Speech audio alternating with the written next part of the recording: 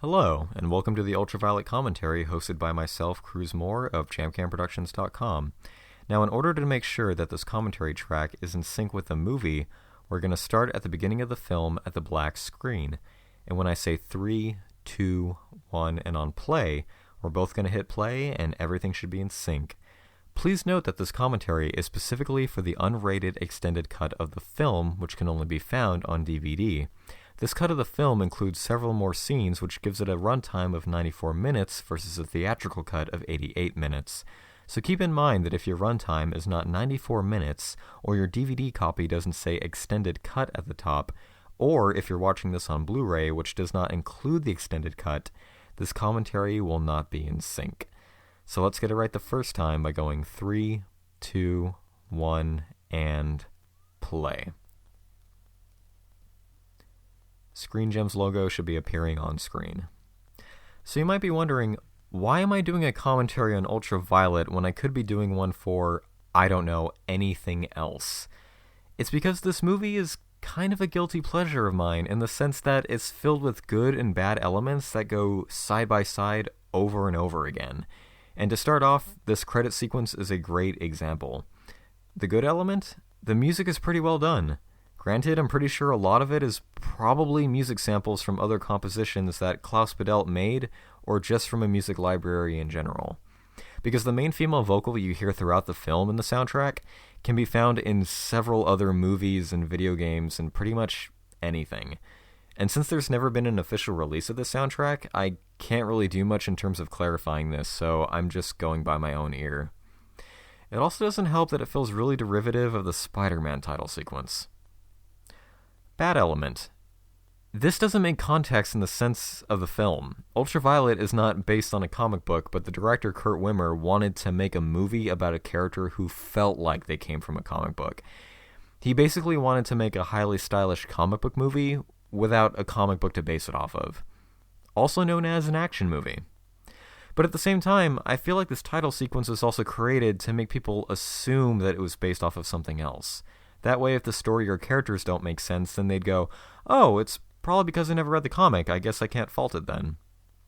So I think it's admirable in a way that Kurt got to show off his vision like this, but at the same time, if you want to make an UltraViolet comic, then just make an UltraViolet comic. You clearly have the designs and stories right there. He'd probably be able to do it now that comics have gained a new popularity.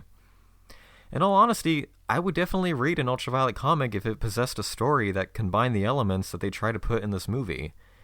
Something hyper-violent with a femme fatale protagonist set in a neo-utopian world filled with experimentation and organized crime and viral terrorism. That sounds awesome! They did make a short-lived anime called UltraViolet Code 44, which you would think would work given the martial arts and science fiction, but I don't think it was received very well.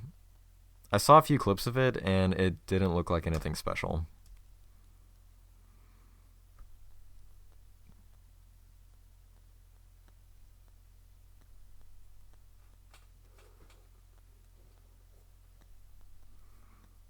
Bad element. Not sure why Milla Jovovich felt the need to elongate the "and" in that sentence. Also, every time I hear this narration, I'm expecting her to say, "My name is Alice. I worked for the Umbrella Corporation," because it sounds exactly the same. Resident Evil is another thing that's going to come up in this commentary a lot, due to the fact that Screen Gems made both movies, and both of them star Milla Jovovich, and both of them have a viral experimentation theme. I think IGN referred to UltraViolet as Resident Evil on crack, which is barely a comparison at all, but who cares. Screen Gems also made Underworld, which is also, it features sleek visuals and matrix fighting and femme fatale protagonist, and believe it or not, has the same DVD font as UltraViolet. I didn't realize that until they were side by side on my shelf, and I went, oh, okay. So good thing and bad thing about this movie. PG-13, so even though we see 5 scientists in white coats get slashed by swords, not a single drop of blood is spilled. This is bad because it feels cheap and awkward, but it's good because it feels like the cuts are so precise and quick that it's fatal without causing massive bloodshed. Yeah, that doesn't make any sense, I know, but just humor me. You're going to have to humor me a lot in this movie. Okay, bad thing. Why in the world would a blood bank be designed like this? Gorgeous tanks filled with thousands of gallons of blood for everyone to marvel at. The good thing about it? It looks pretty cool. A lot of things in this movie just look pretty cool for the sake of style.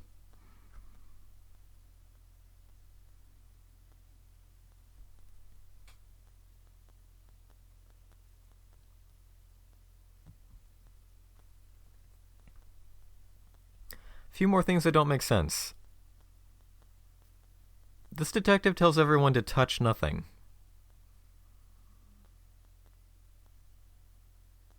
Proceeds to touch the body.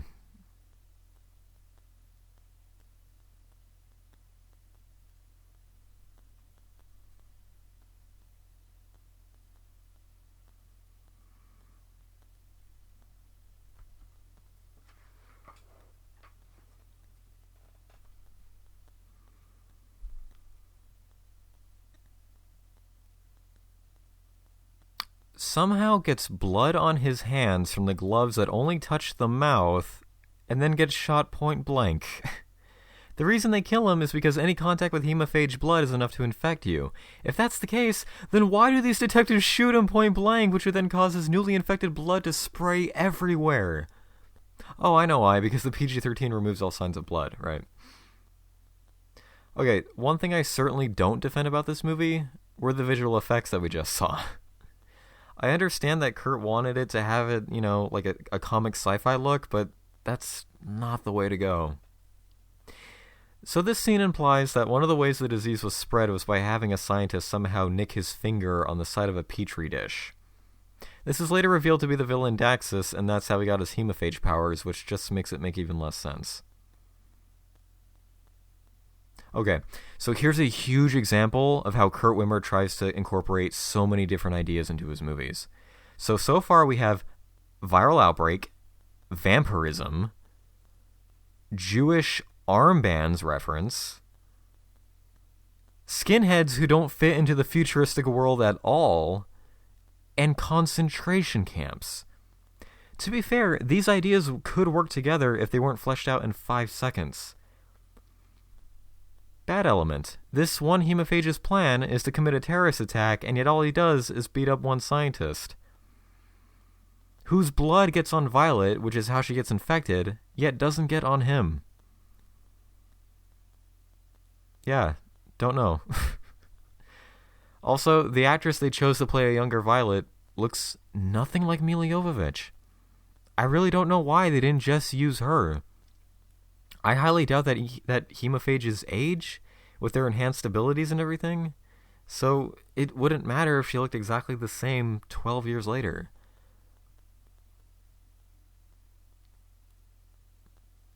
Not only that, but this actress, this is her only movie.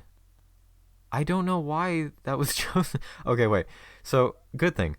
The infection causes you to die in 12 years, so technically we have a heroine who is destined to die no matter what, so that's interesting. The bad thing? That is until you resuscitate them back to life, and then I think they get another 12 years? I think? I'm not sure.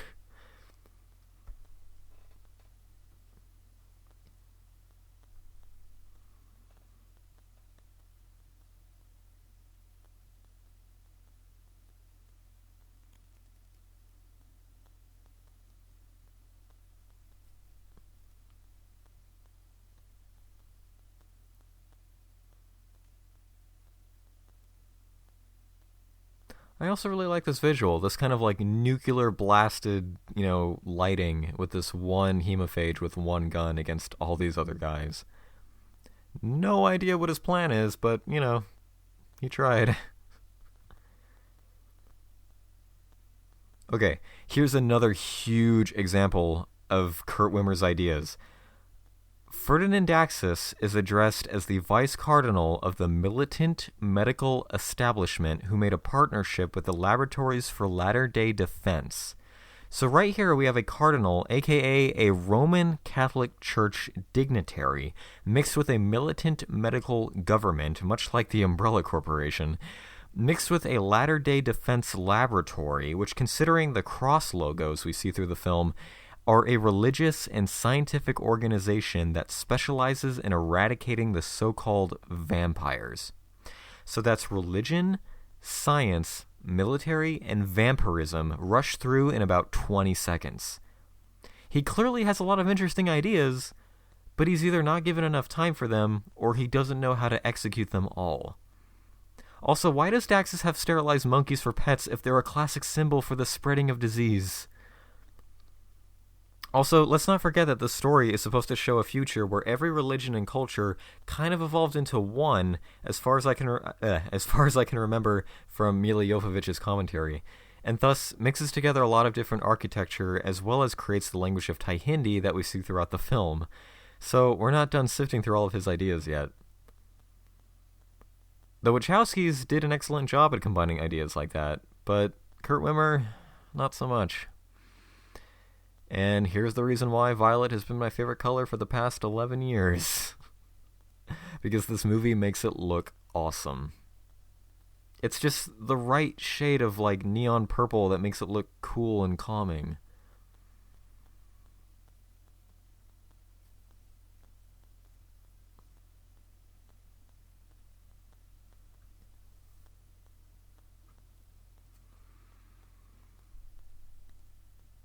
Also, her chameleon hair and clothes are just excellent.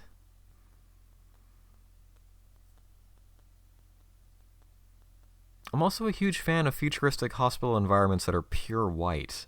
They're both clean and calming, but also sterile and soulless, and I really like the look of them. You can find more examples in things like the ending of the first Resident Evil movie, or the episode New Earth in Season 2 of Doctor Who, things like that.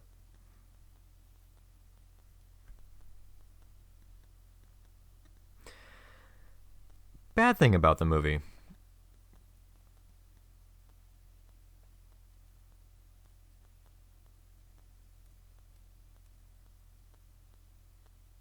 We need to test you to see if you're human.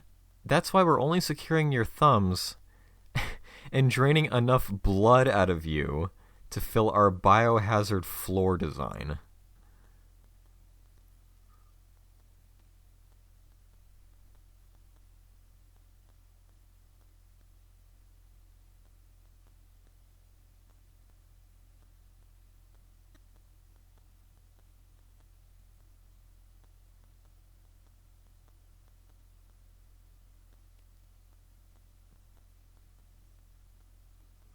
I mean, granted, yeah, that looks cool, but Jesus, that's a lot of blood.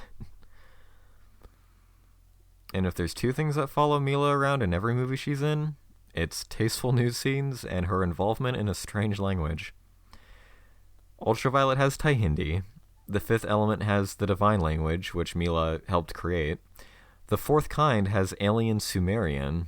And in Dummy, she performs a Yiddish rock song, which isn't, that strange, but you get the idea. And I think it's because Mila likes to stretch herself when it comes to her artistic appreciation. She might not have a lot of range as an actress, but she's dabbled in all kinds of music, and she's recited poetry by Rabindranath Tagore. She's trained with martial artists from around the world.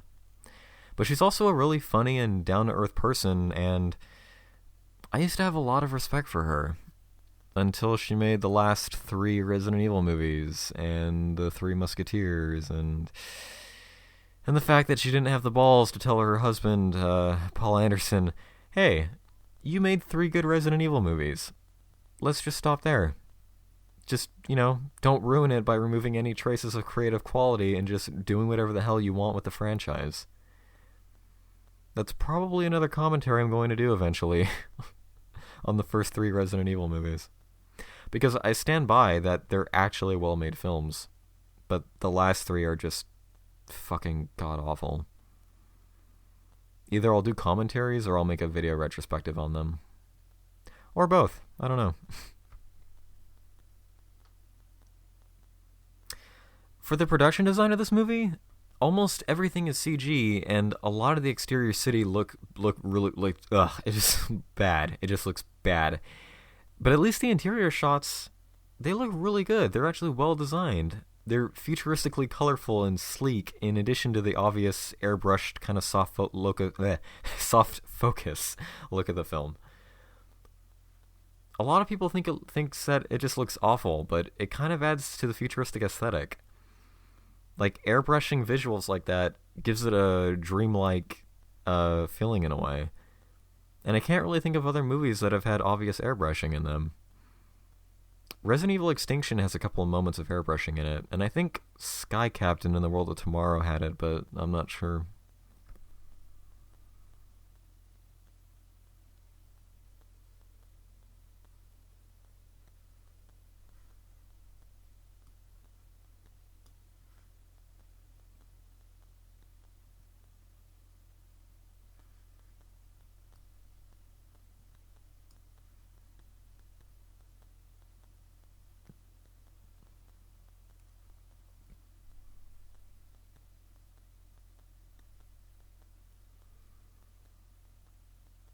Good element.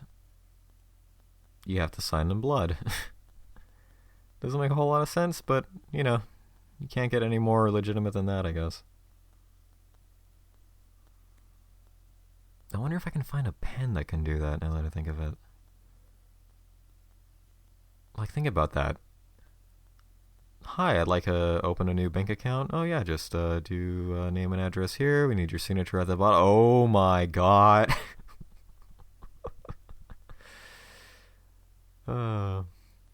It could just pass as red ink. Also, if you look closely at this woman's close-up, you can actually see the green screen bleeding from her hair. Right there. And there.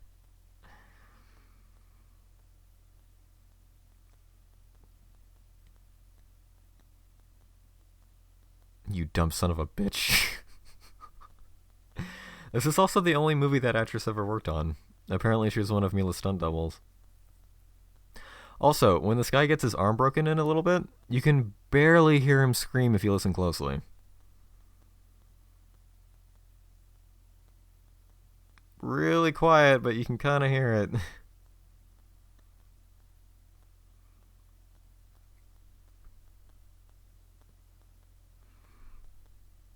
Good elements. This movie has just fantastic action scenes. Just really great martial arts, most of which that Mila actually did herself because she trained so diligently with that.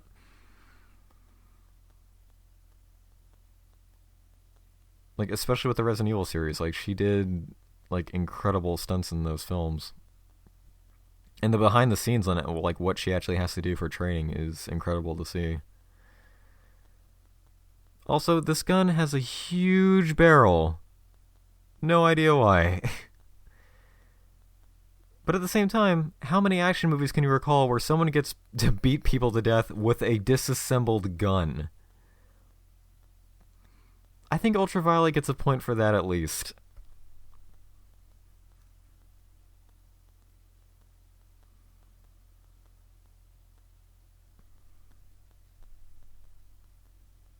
Also coming up, there's a close-up of her sunglasses that have these blue, like, artifacts on them. Right there.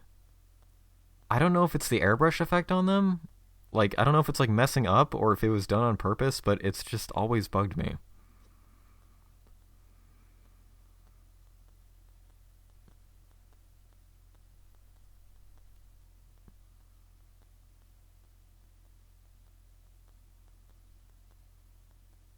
Also, here's our quick answer as to how she got past the blood screening. Metasuppressants to subordinate the blood characteristics. Whatever that means. Every time I get sick, I think back to this scene. I just wish I had a giant syringe to inject into my knee that would cure me in like 5 seconds. Okay, see, look at this. This would work for a comic book character. Not only does she have special abilities, but she has a gravity leveler on her belt. And a gravity lever on her motorcycle. And flat space technology wristbands that can make guns appear in her hands. It's basically a utility belt.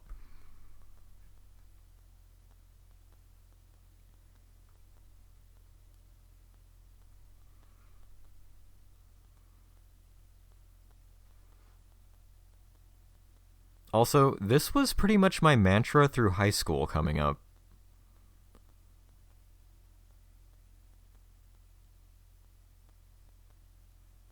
Because I hate humans with every fiber of my being, and I'll kill every single one of them. Almost as quickly as they'll try and kill me. Yeah, that wasn't a great mantra to have. Also note how her full name is Violet Song Jat Sharif, which is to show how all cultures kind of combine into one. Also note that that's how her name appears in the credits. It's the whole thing. See, I'm a big fan of anti-gravity in movies, so I think a scene like this is just cool. She jumps off the ceiling and uses the anti-gravity to fall upwards through a glass ceiling while shooting her guns that then falls back down on the roof. That's just fun to watch. This flip coming up.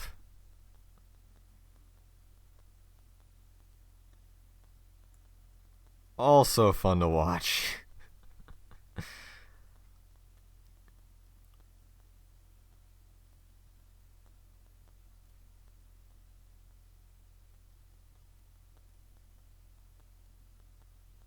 Okay, so when I was talking about the soundtrack, the female vocal you're about to hear is one you're going to hear throughout the whole movie.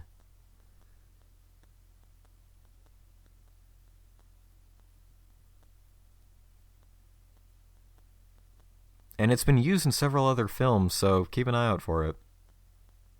And the violet hair is back.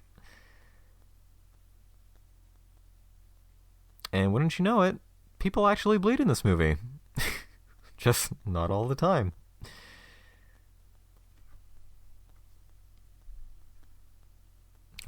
Even her glasses are violet. I don't know. It's just a color that pleases me very much. It just never goes away.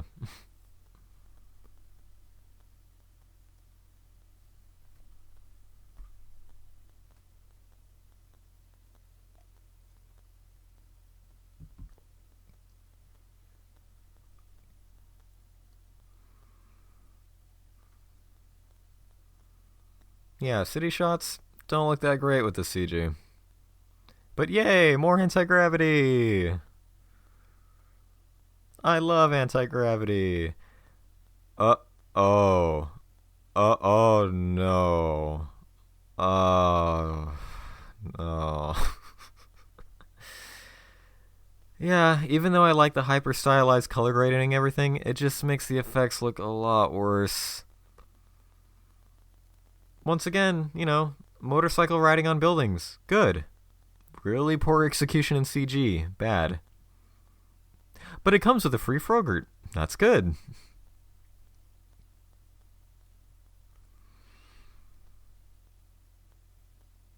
Yeah, I'm sorry, Kurt. I know you really wanted it to look like a comic book, but really, man, it just,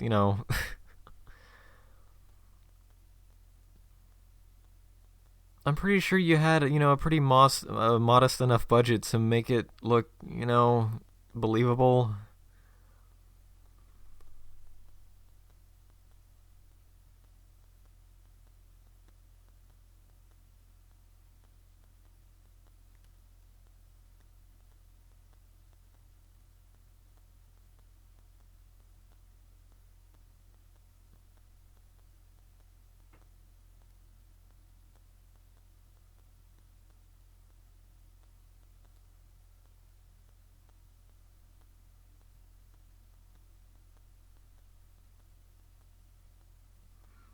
And in this one single moment, I forget all the bad things this movie has done, and I fall in love with this one shot.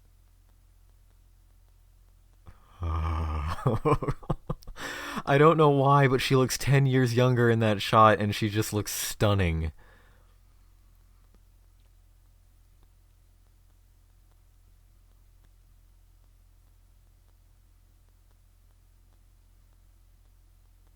Also, this helicopter explodes for no reason.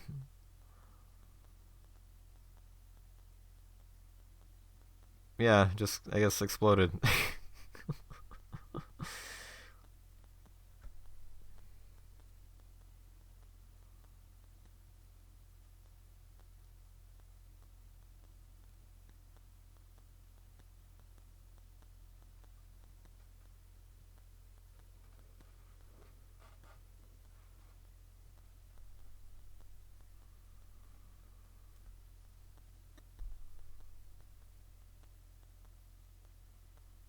3D 3D projection technology. That's good. Having an out loud conversation about detonating a bomb? That's bad. Nerva's voice is echoing, which means everyone can hear him.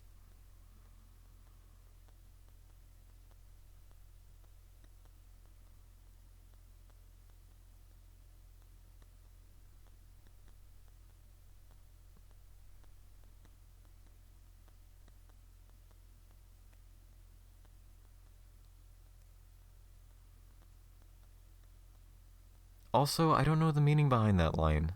What about the Archministry?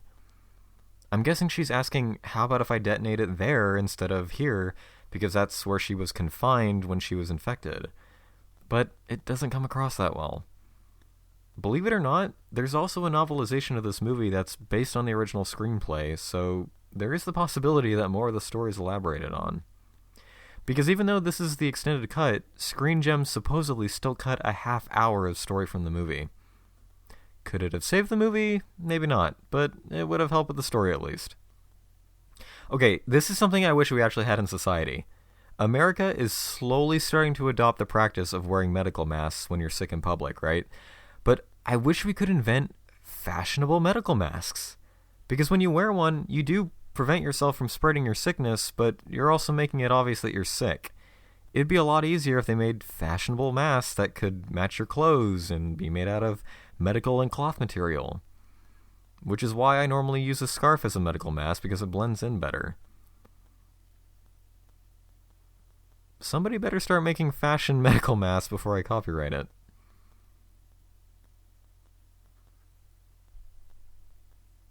Yeah, I guess you could also use a bandana, but that kind of has like a criminal connotation to it, so I don't know if that would work as well.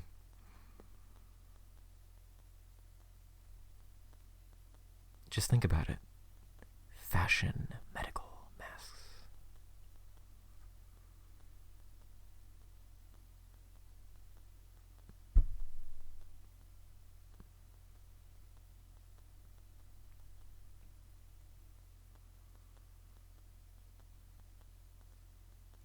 You'd be called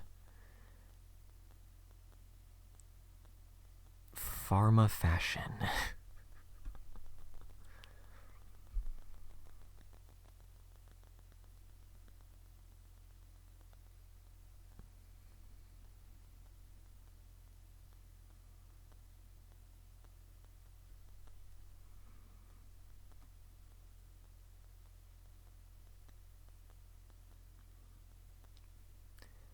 And I guess you're able to just stop elevators in the future with no alarm connected to it or anything.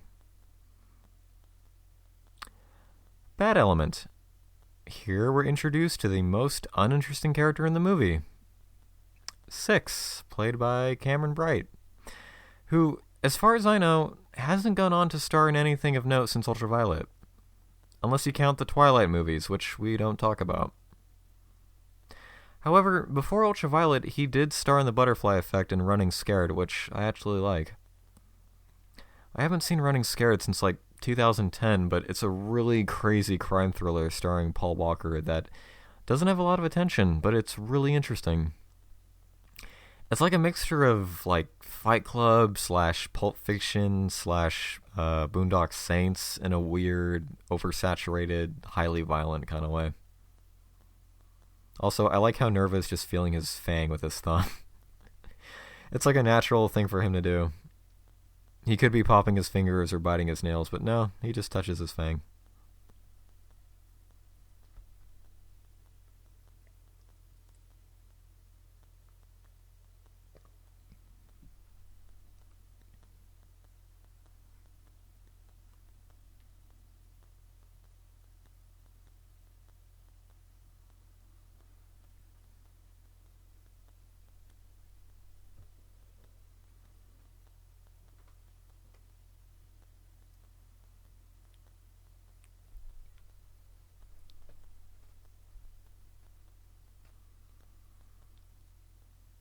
Yeah, one problem with this visual color scheme is that it takes a while for your eyes to adjust.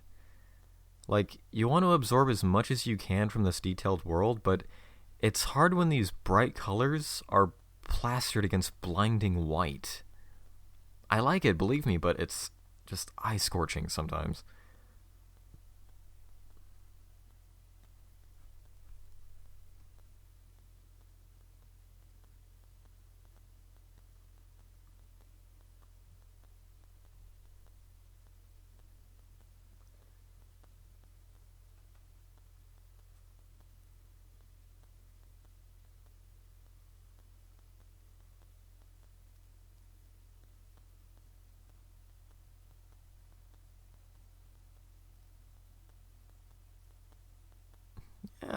Yeah, we have the budget and resources, obviously, that we could, oh, I don't know, maybe reverse engineer a cure, but no.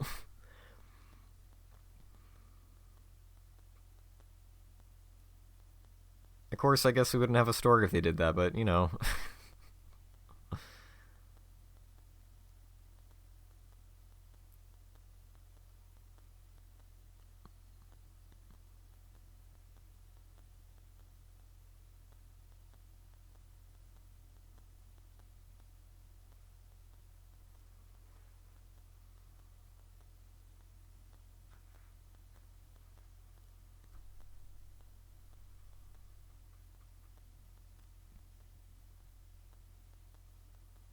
Good element. Expanding the world's story by introducing a crime syndicate called the Blood Chinois. Bad element. Who the fuck are the Blood Chinois? It is never explained and they never come back. Once again, it's Kurt Wimmer having these ideas and not having enough to do much with them.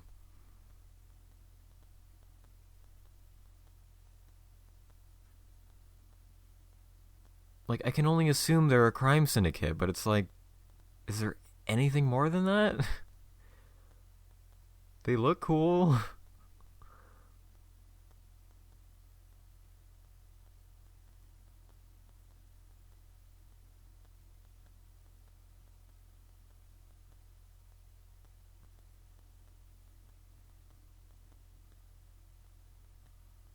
We also have no idea what she means by you're going to lose resources. What resources? Resources from the hemophages who just said give them whatever they want? Resources from Violet? I know there's something more here, but we're not being told. I might have to eventually read the novel because it might actually elaborate these things. And although this scene makes no sense, that, these guys should not all be they should not be pointing their guns in the same direction because they'll probably end up shooting each other, as well as how digitally bad it kind of looks. I still really like it.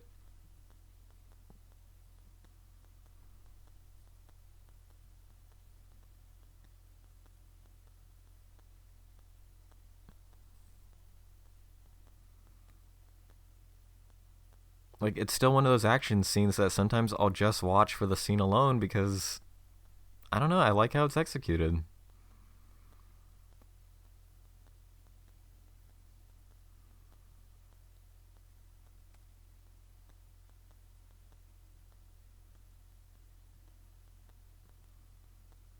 I like the music. I like how she only uses her agility to dodge these bullets. Just look how cool that is. I like the burning orange color with the black costumes. It's just visually pleasing. I even like all the different kinds of sunglasses. I like the fact that somehow the leader wasn't was able to scream before he died, as if he watched the bullet coming at him in slow motion. Even though realistically all these guys were killed within the first few seconds of this fight, but they edited it to be, much longer, it's still awesome.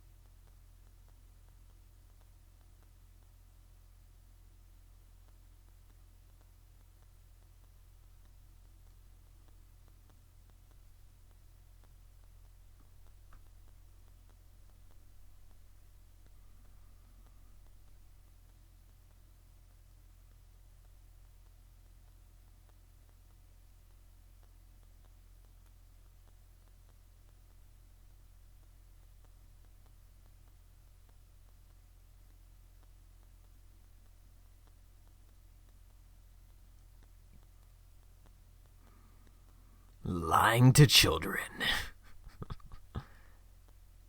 And even though Violet is trying to keep Six safe, she didn't tell him to hit the floor when the bullets were flying, nor does she care that she's about to drag him through broken glass. Like, right here. Yeah, it's fine. It's all fine.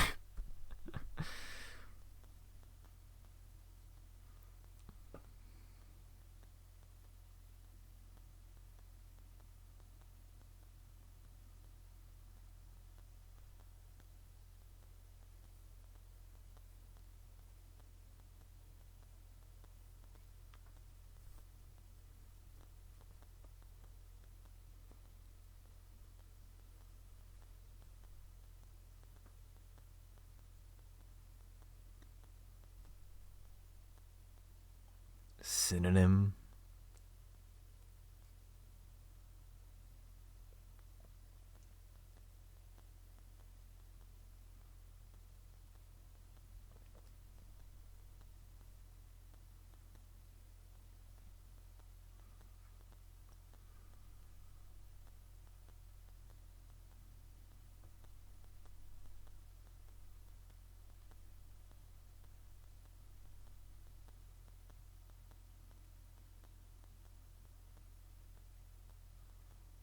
And as cheesy as they are, I do like the one-liners in this movie.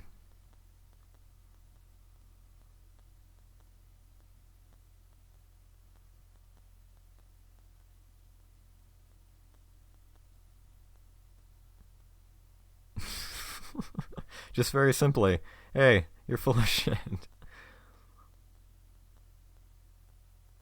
Also, I never understood her shooting out the airbag.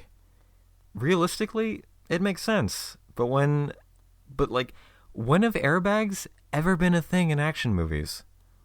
For some reason, they found it necessary to keep that realistic element in this movie.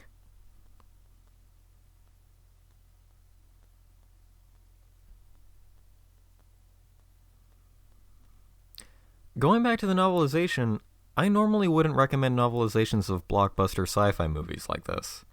But the one that I have read and actually enjoyed was Resident Evil Extinction. I was so obsessed with the release of the third movie that I bought pretty much everything released for it. The soundtrack, the score, and even the novelization. But what made it good was the fact that it elaborated on parts of the story that were never explained in the movie. They didn't need to be explained, but for a fan like me, it was narcissistically satisfying to have that extra bit of knowledge and trivia. Like, what happened to Angela Ashford, the little girl from the second movie? That's explained in the book. What happened to Jill Valentine? That's explained in the book. Which is probably the dumbest thing in the book. How she survives in Detroit or something, and her hair is grown down to her ass, and it's in a ponytail, which Jill Valentine would never do in a zombie apocalypse. There's a girl named Kmart in the movie. What's her real name? The book explains it. How did Dr. Isaacs get a child's play toy in the Umbrella facility underground? The book explains it. So, I can at least defend one novelization, and it might lead me to reading the one for UltraViolet. If for nothing else, then, to learn more about the story for my own nostalgia, I guess.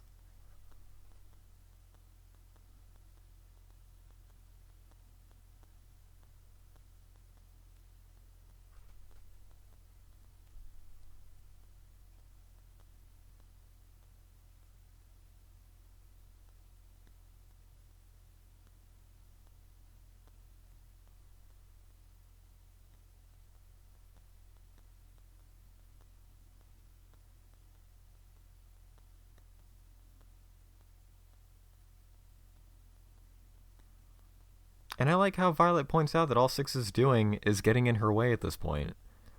But at the same time, he's kind of there to represent how Violet lost her child when she was experimented on. The only problem is that they created a character with no personality. But they also shouldn't have a kid with too much personality, so it's about finding a happy medium. But I don't know if that would have been possible with this story.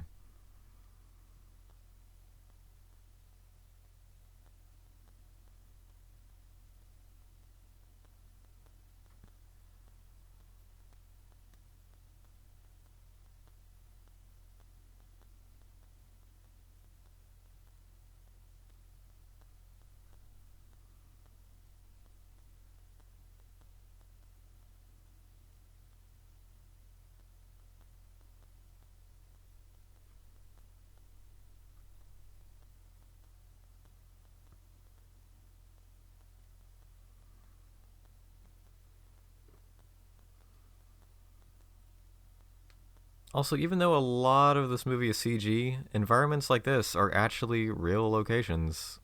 And I think most of them, they were either in Japan or Hong Kong, I can't remember. But it's like some of them, like the fact that they're legitimate makes you think, man, like, like our architecture here is boring compared to this.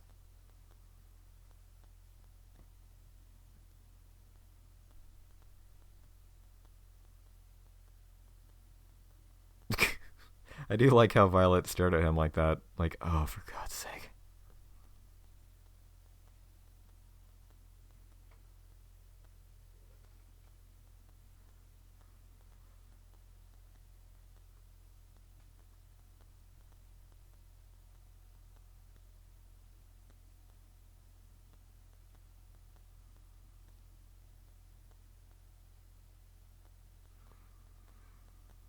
Like, for example, a lot of the architecture, like where I live in Southern California, a lot of it has not been updated since like the 1960s or 70s. So, in a way, it's kind of depressing when you see things like that, especially when compared to architecture like this, and it's like, man, if only everything was shiny and new. Then again, probably take a long time and a lot of money to even make it look a fraction of this, so.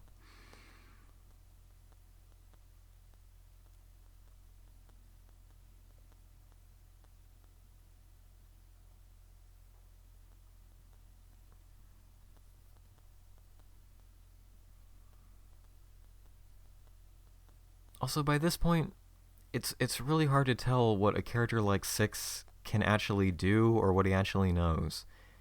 Because he starts off like brain dead, right?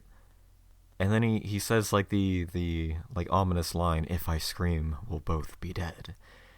And then throughout the film, he shows his kid side by like playing with a little like medical tool and wanting to go to a park and everything. But then he starts to get slightly more serious and philosophical by the end of it. So I don't know if it's his own like cloned brain going from brain dead to intelligent, or once again not knowing what to do with the character whatsoever.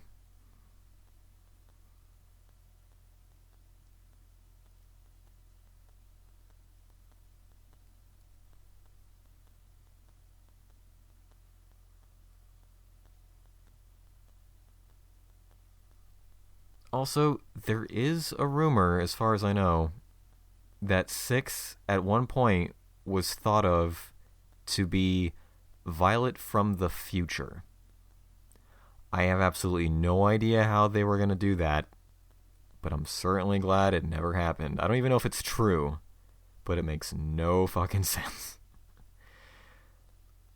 I also really need sunglasses like that.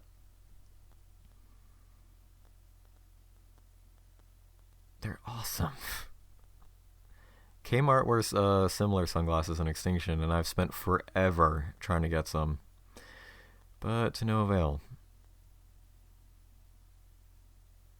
Now that I think of it, I haven't checked Amazon, have I? Shit. Shit. Why the fuck? Why didn't I think of that?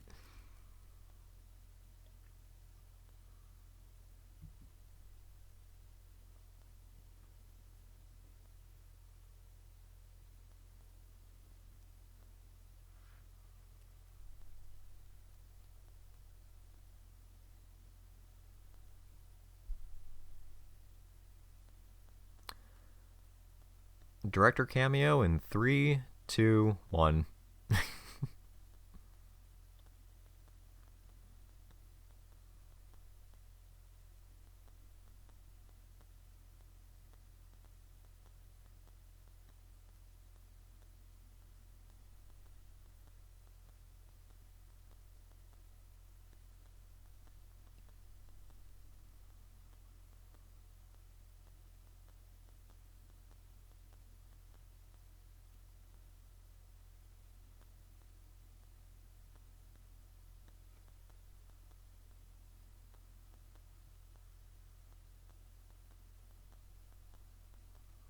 Now, this is a scene I really like, and it's because of how simple yet detailed it is. Daxus somehow just walks into a coffee room, proceeds to sanitize a coffee cup that already looks pristinely clean and pure white.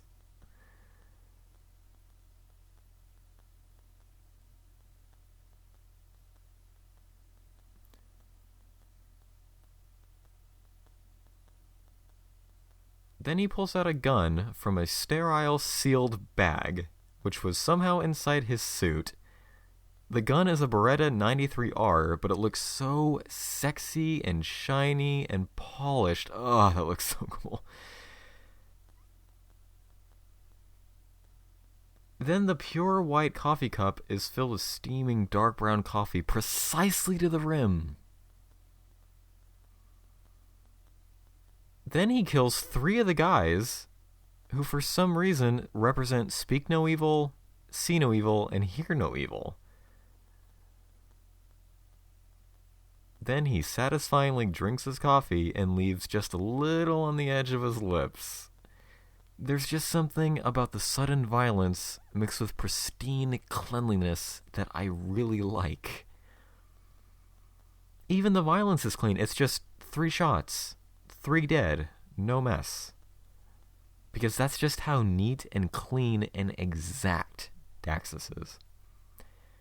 He's not a memorable villain, but he sure is organized, and I can respect that.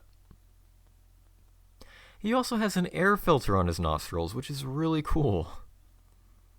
That would probably do wonders for your allergies.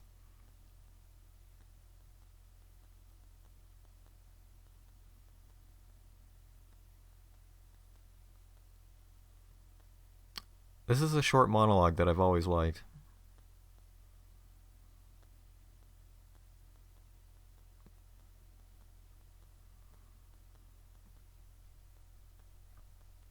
It's a simple fantasy that just comes crumbling down.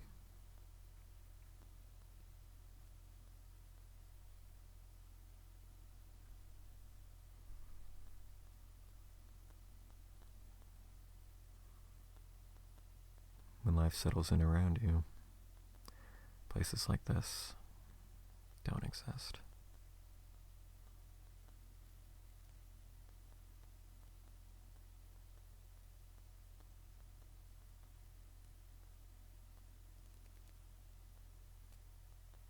Really simple, but, sometimes really true at the same time.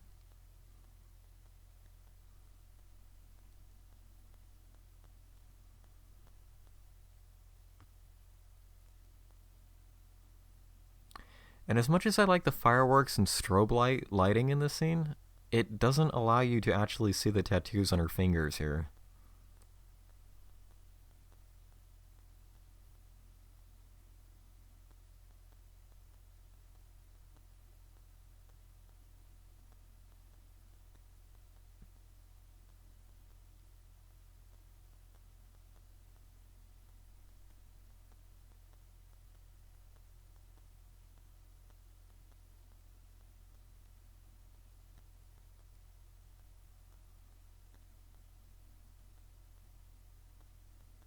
And it's another element that I really like. The idea that when you found someone you truly care for, you'd have comrade tattooed in Thai Hindi on one finger. Then when you became closer, the next finger would be lover. Then the next would be wife. Then the next would be mother, and so on. Each finger and each tattoo representing not only a stage of your life, but a stage of your life with another person.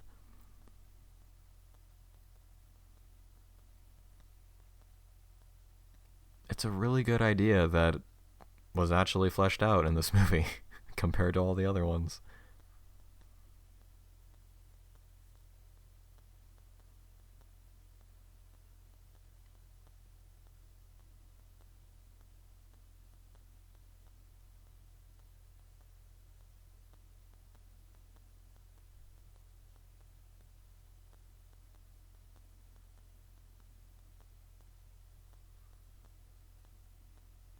That shot also confused me too. It's like, we're already looking at Thai Hindi, And he's like, "Did you do this?"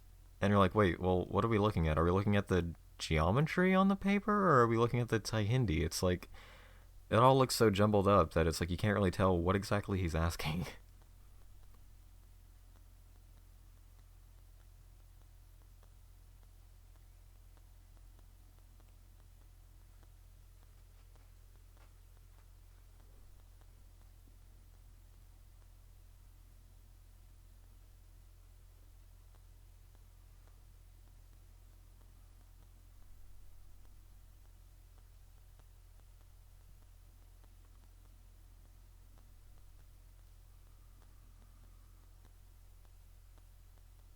Going back to the Wachowskis and their Matrix series, like I said, I thought they did an amazing job, even with their sequels, at combining martial arts with, different religions and philosophies and ideas of the afterlife and, what's the word?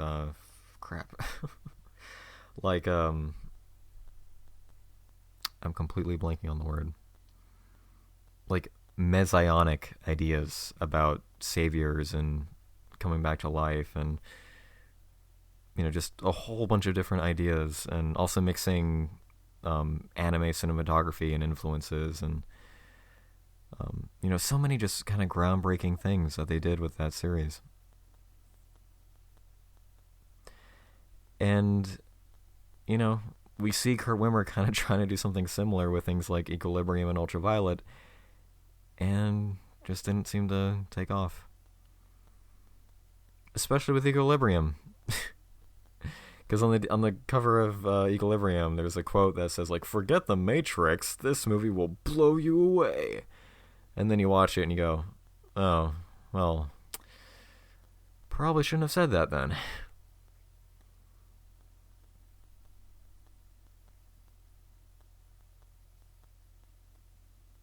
Interestingly, we're not too far from paper disposable phones like this. I think it'd be a cool idea. But I don't think it'll ever happen because it's almost exactly the same idea as a payphone. And the fact that everyone has a cell phone, and the fact that you could even ask a stranger if you can use their cell phone, kind of defeats that idea. But I still think it's cool, especially when it's paper thin.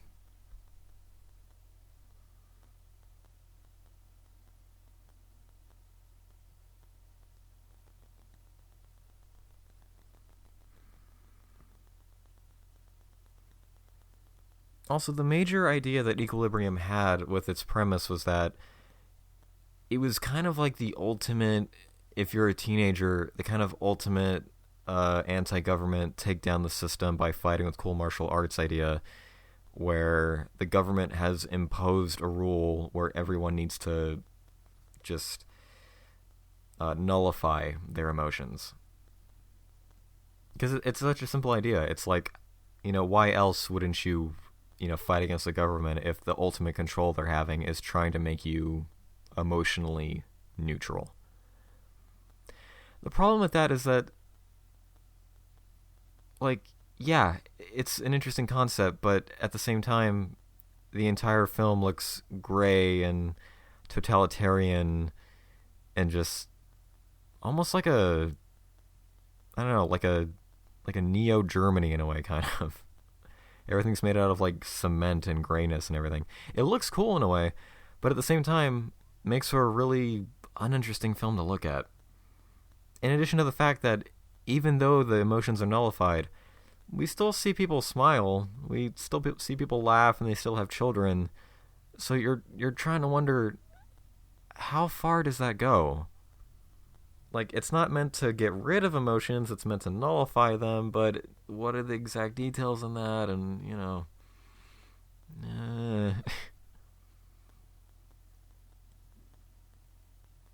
But the martial arts in the movie are really good as well, with their gun kata ideas. Which I would have to say, I think UltraViolet, I think it has better gun kata, actually. Kurt Wimmer kind of got the chance to enhance it and modify it in this movie, kind of perfect it.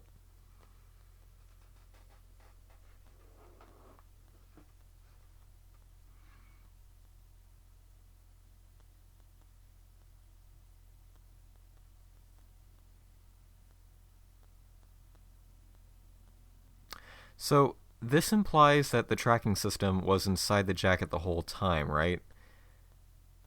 But Six didn't have the jacket until he left Garth's truck.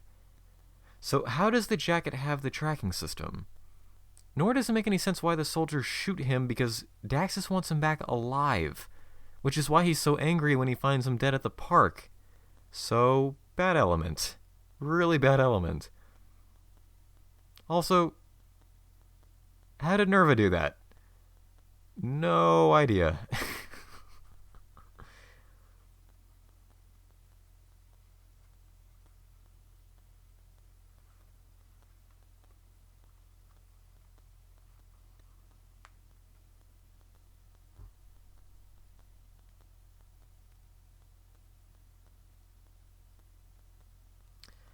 And this is something that has always bothered me. Look closely at the dreadlocks dude after he talks.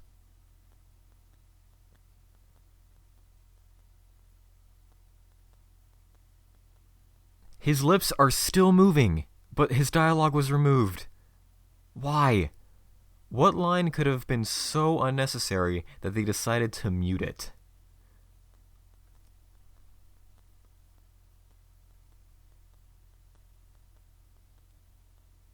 And I really don't know why this hair fight scene is a thing. I don't know what Kurt Wimmer's vision was for a fight scene with incredibly long hair.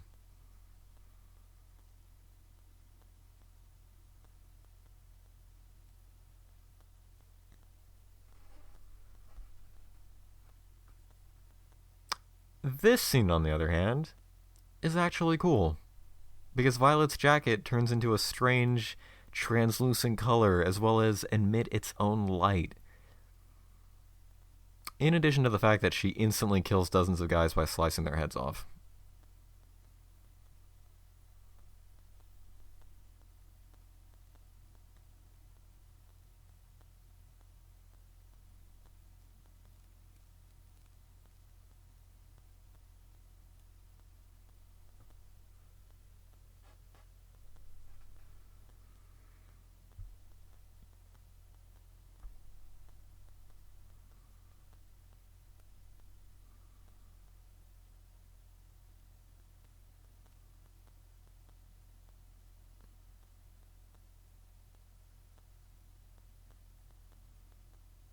No, Nerva, you should be asking that. This guy offered you a proposal, but did you ever stop to think that maybe he's full of shit? You didn't once think to ask him why he made a human antigen.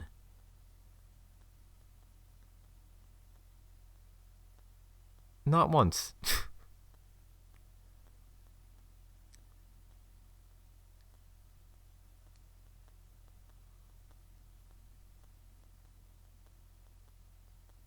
And the swordplay that she does here coming up is modeled after professional baton spinning, which, when you add a sword to that, that's a lot of cool choreography that you can get out of it.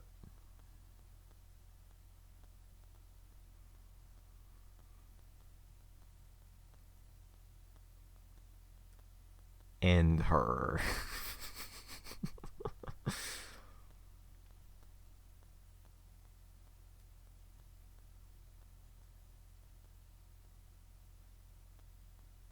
Bitch, please.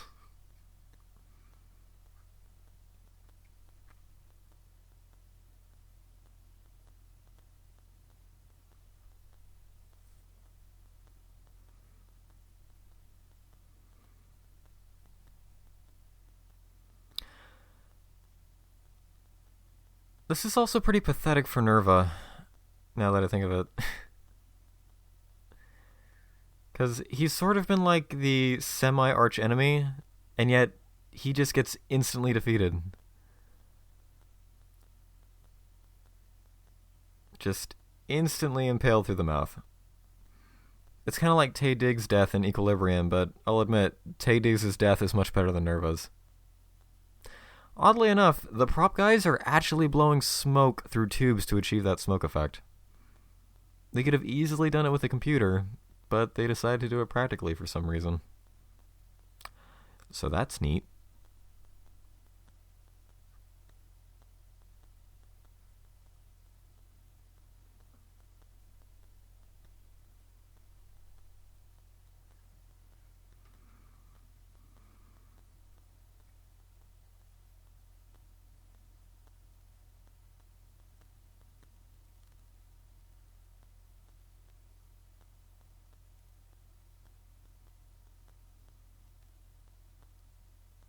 If you haven't noticed, the eyes in this movie are like gems. They're so crystal clear and airbrushed, and they look beautiful.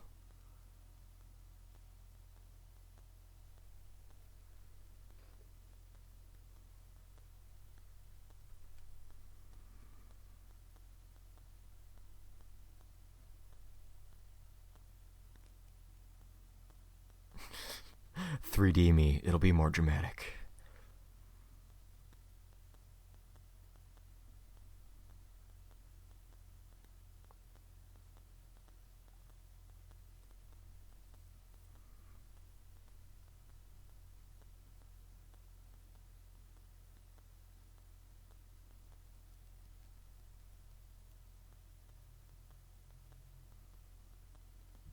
I have no idea why Daxus zooms in on his own head. But I guess that's his personality. Being full of himself.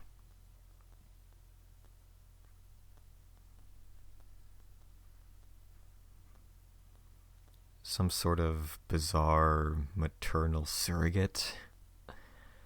That line has more meaning to me than you will ever know. In a very stupid and ironic way.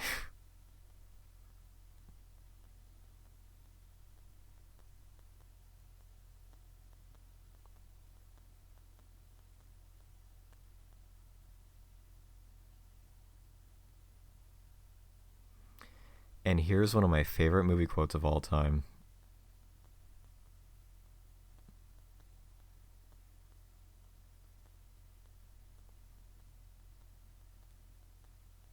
Very simple, but very powerful.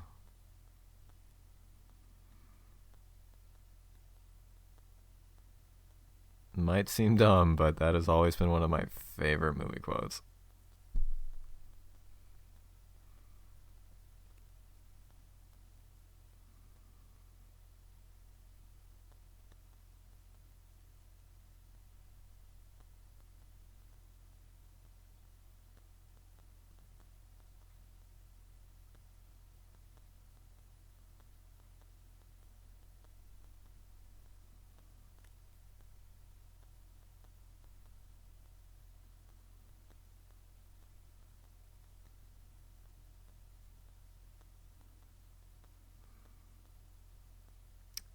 Don't think that this dialogue needed "I am a titan, I am a monolith." It could have been summed down to "nothing can stop me." Because in this kind of scene, it just kind of sounds goofy.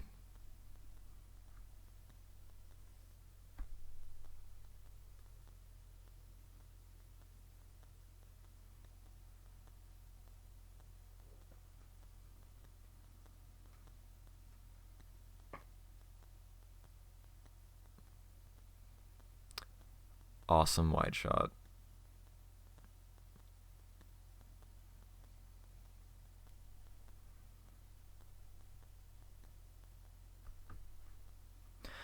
I've also always liked this visual of Violet. Sword in one hand and a gun in the other. Two different kinds of weapons parallel in the same shot amidst a situation that is practically hopeless. It's great.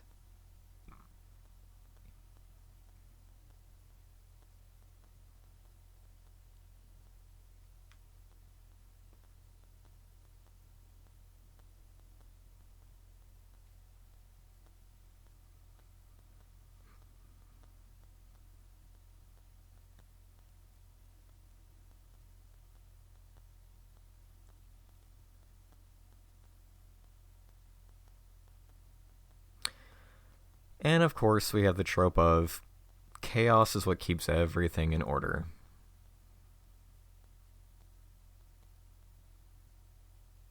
We did our job too well, now we have to create our own virus to keep people under control of the government.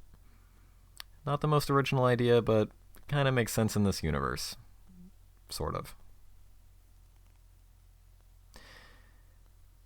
Also, this scene is shown in the trailer, and it also reveals how she's a projection. Why?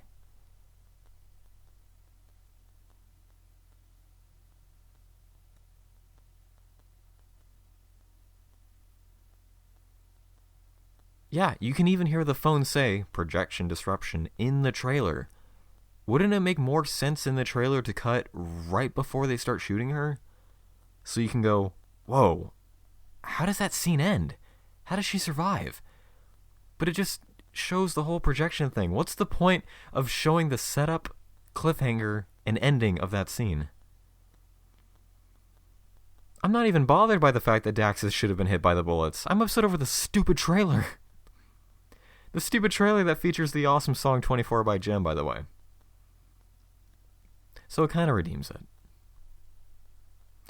And once again, this is a scene that if it were in a better movie, would be really effective. This one, just kind of goofy.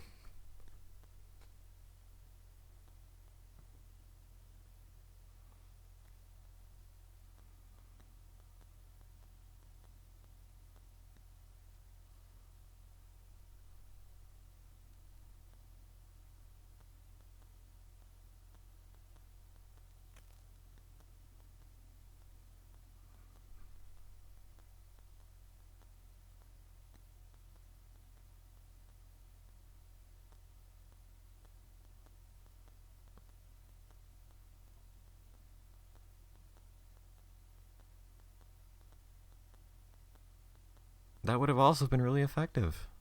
A heroine telling a dying child, it's just the wind. I still like the line, but you don't care about Six too much, so it's hard to connect to it.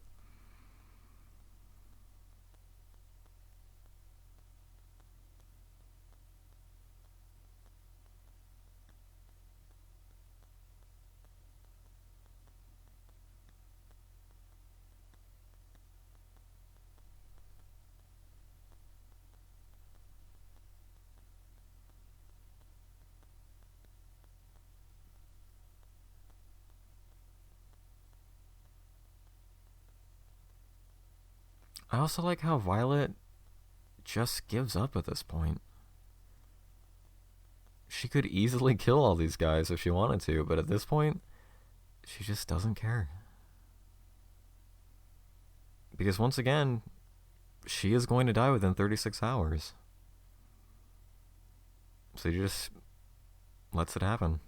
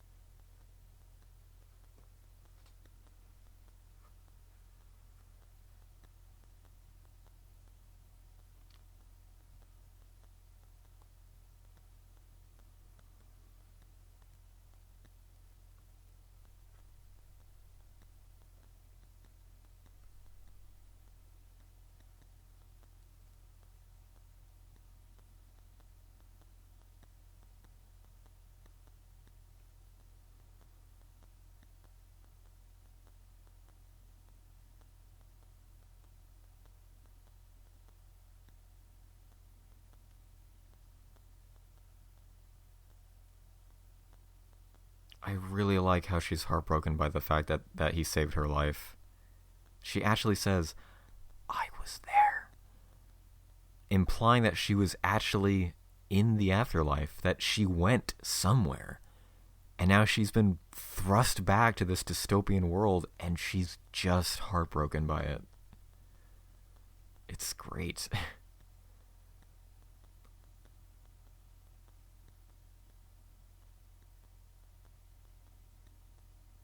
These moments, as beautiful as they are, they're evil when they're gone. And that's why I never dated anyone in high school. Because I was too lone wolf. Can't let anyone in. I'm just too cool. I have to focus on surviving. Oh boy. I've always liked this scene too because it's one of the rare, quiet, emotional scenes in the movie, which was cut out of the theatrical release because the studio was an idiot. See, now you can actually see the tattoos on their fingers. In this scene, you actually get to see what happened to her husband.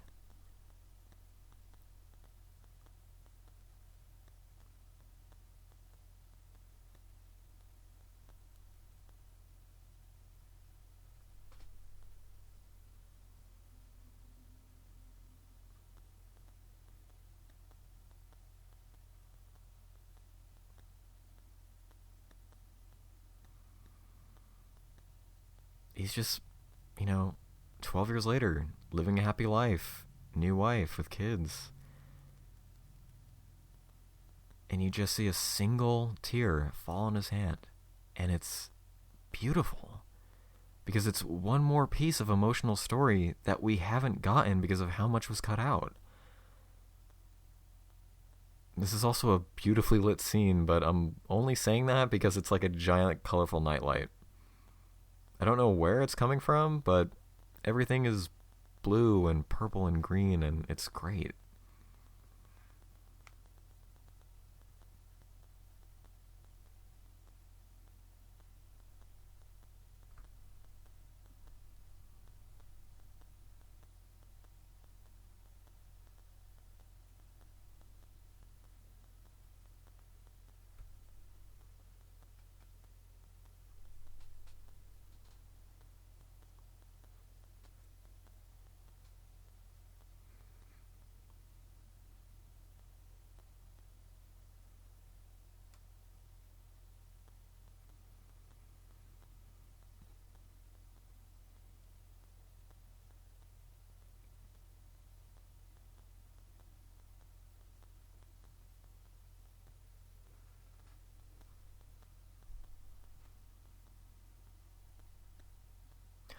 Okay, so 4 things about this scene.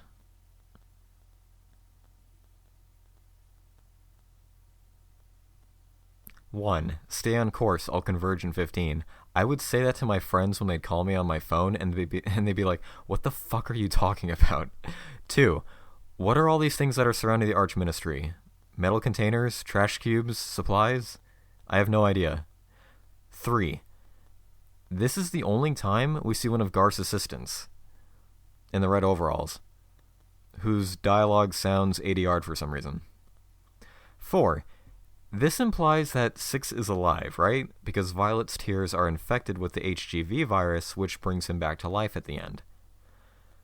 So, are we supposed to ignore the fact that that very touching scene we just saw with her husband implies that he's now infected?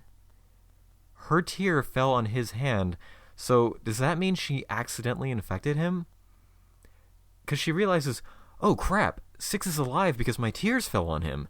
She never stops and thinks, oh crap, I just infected my ex-husband. Think about it. I could see something like that coming back in a sequel, but that's never going to happen. Unless I make it, no, probably not. I'd much rather make a prequel to Holes, honestly. It'd be about kissing Kate Barlow and her crimes leading up to her death. Or is it because her tear fell into his eye and that infected him, but falling on his hand wouldn't do anything? Even though we've seen hemophage blood get on people's hands and faces, and that's supposedly enough to infect you. I don't know. I honestly don't know. Also, why did they have one guard on the roof? I don't know, but it looks cool.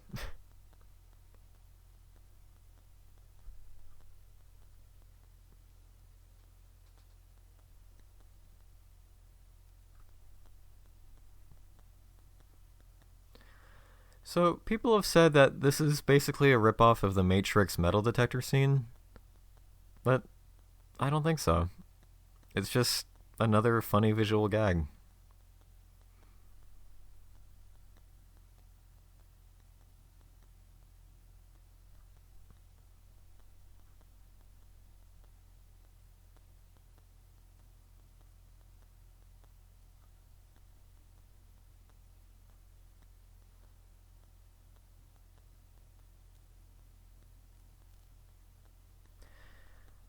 To point something out, a lot of people are commenting about how Wonder Woman is breaking the mold for female leads in action movies. I've even heard customers say, it's nice to finally have a female action star. But a lot of people are forgetting that around 2003, female action stars were on the rise. Whether or not they were good or bad blockbuster films, they still put strong female leads as the main characters. UltraViolet has Mila Jovovich, Resident Evil has Mila Jovovich, and Michelle Rodriguez, and Sienna Guillory, and Ali Larter. Aeon Flux had Charlize Theron, who would eventually go on to be Furiosa in Mad Max. Underworld had Kate Beckinsale. Tomb Raider and Salt. Tomb Raider and Salt had Angelina Jolie. Kill Bill had Uma Thurman, and a whole slew of female warriors. My point is that in the early 21st century, we had a lot of strong female heroines. It's not anything new. Maybe if audiences' attention spans were incredibly small, they'd remember that movies exist and just don't disappear when they're no longer trending.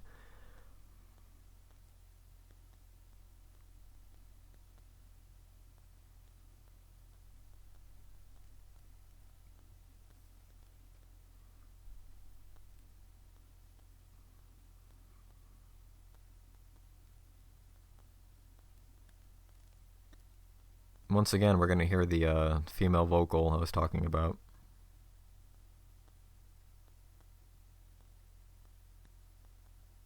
And this is just cool. Chameleonizing to blood.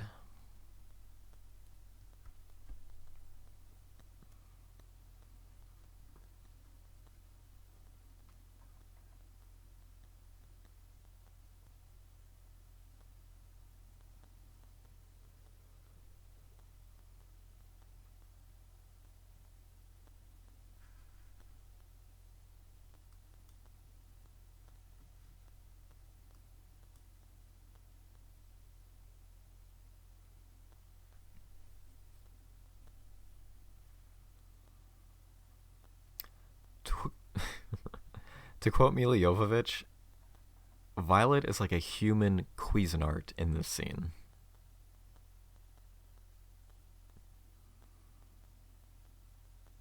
It's also one of the best action scenes in this movie, because it's a shootout in a library with paper falling everywhere, purple muzzle flashes, you've got blades coming out of the gun handles later on, and you've got that awesome red outfit that was colored by her blood.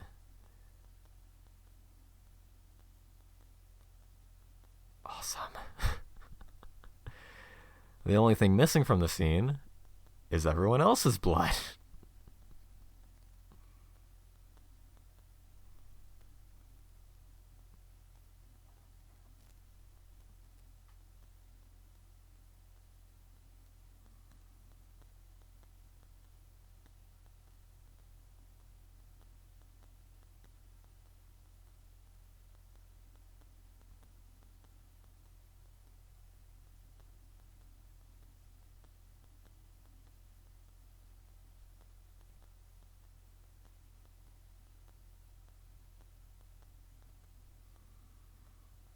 I love that line.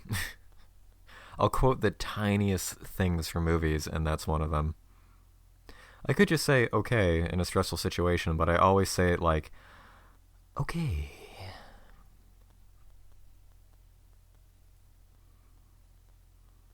Maybe their biohazard clothing is so thick that you can't see their blood. I don't know.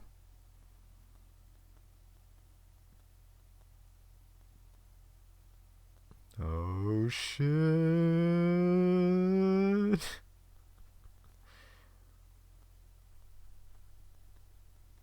I also never got this part. Normally, she should have healed by now, but instead, she decides to cauterize her wounds with the gun. But only on one hand, because she uses the other to throw her blood onto Daxus. So, did she get the idea after cauterizing her hand, or was that her plan from the beginning?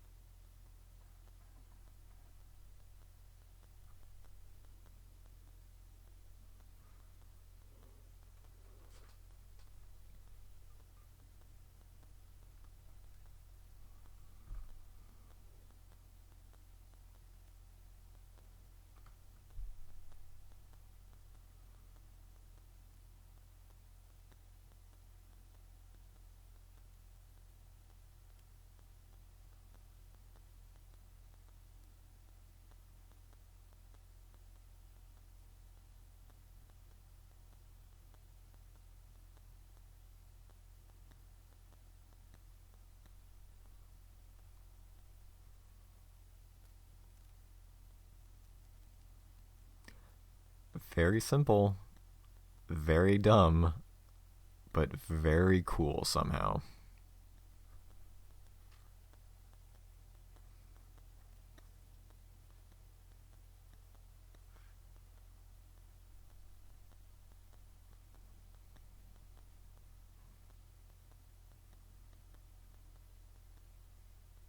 Why, yes, as a matter of fact.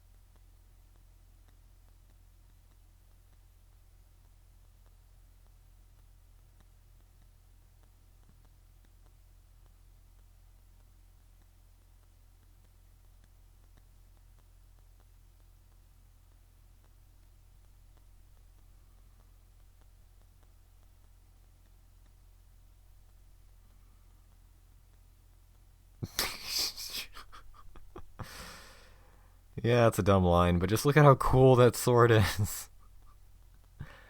You got a super jagged one, and you've got Violet's rectangular one. It's just all detailed and cool.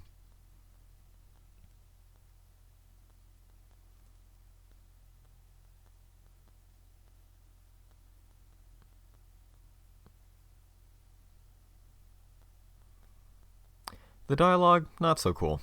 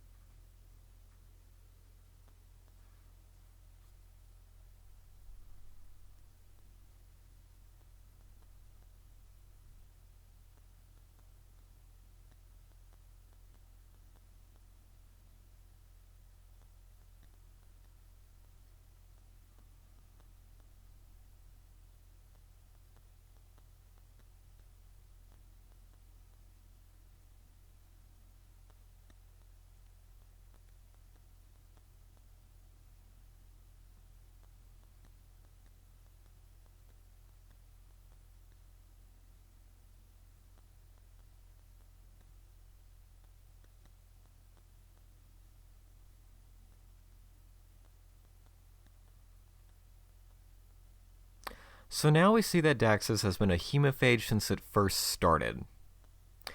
But then, how has he stayed alive for so long? Has it been exactly 12 years since he was infected, which would also mean Violet was infected around the same time? Because it's been 12 years for her. But that doesn't make sense because the resistance wouldn't have started yet to have that terrorist blood get on her. So how has Daxus stayed alive the past 12 years? Maybe that's actually why he wants 6, because he's trying to develop a cure for himself and not a disease for humans. But if that's true, then that's never explained, so that's probably not it. But even if he was trying to find a cure, he'd be too late because it's clearly been more than 12 years. The point is, Daxus should be dead by now. Unless the novelization says otherwise.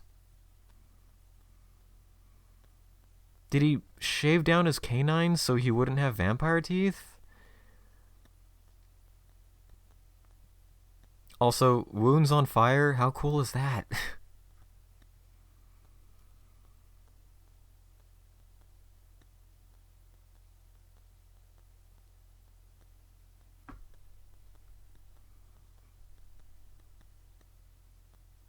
Also, how many movies have you seen where it takes place in the future, but they're fighting with like exquisitely designed swords that are now on fire in the dark?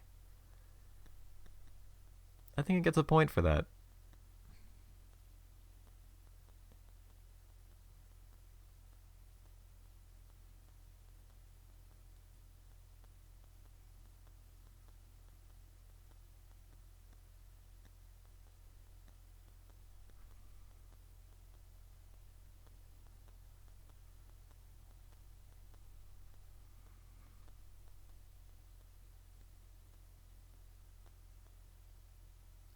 Once again, there's that female vocal. Trust me, you'll find it elsewhere.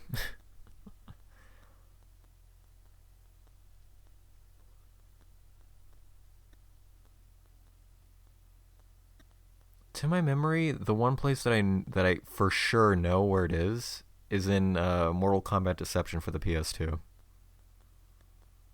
When you go to Edenia in that game, you can hear it.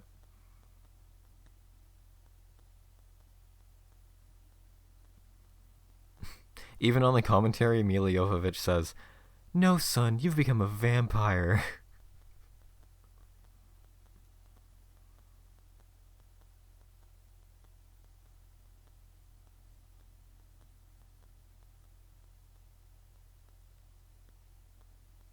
Into a blood-sucking monster. Oh, no, wait. It's not in Edenia. It's in Order Realm. Yeah. Play Mortal Kombat Deception and go to Order Realm and you'll hear it there.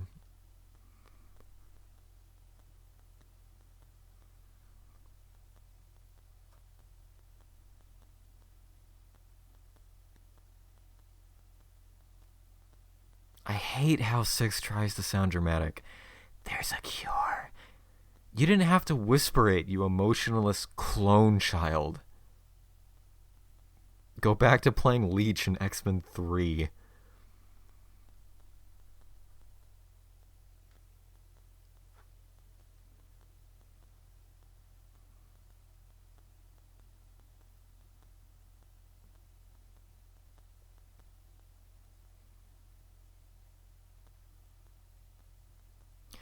And here's a line of dialogue I don't get.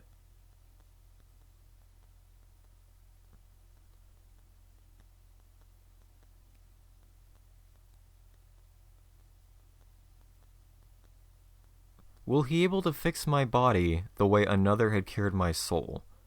Who did that? 6? Did 6 cure your soul? Why didn't you just say, the way 6 cured my soul? If not, then who are you talking about? Your ex-husband? Who are you talking about? End. We couldn't afford the end, just end. In comic book font. I'm sorry, Kurt, but this isn't a superhero movie, nor is it a comic book. It could be. You definitely have the ideas for it. And you haven't directed anything since, so hey, think about it. I would definitely give it a chance.